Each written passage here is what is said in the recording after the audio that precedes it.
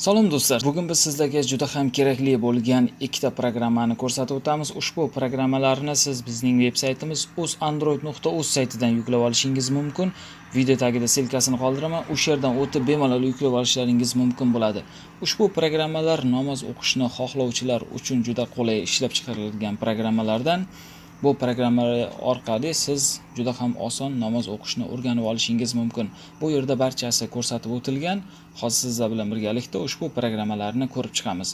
Xo'sh, kanalimiz rivoji uchun layk bosishlaringizni so'rayman. Aziz do'stlar, bugun Qurbon hayiti kuni, shu munosabat bilan ushbu programmalarni ko'rsatmoqdamiz.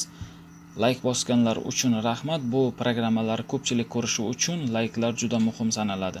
Qani unda programmani ochib ishlatib ko'ramiz. Programmani ochamiz. Birinchi programmamiz mana bu yerda birinchi bo'limida tahorat qilishni ko'rsatib o'tgan. Hozir sizlar bilan birgalikda ko'rib chiqamiz video ko'rinishda ushbu bo'limi.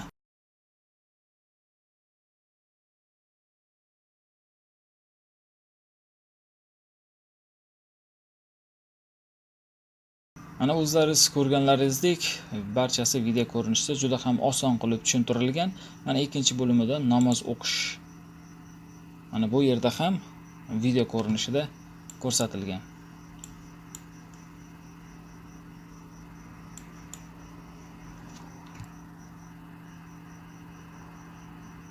Mana ko'rib turganlaringizdek, juda ham oson qilib pastga qilinishi kerak bo'lgan vazifalargacha yozib qo'ygan.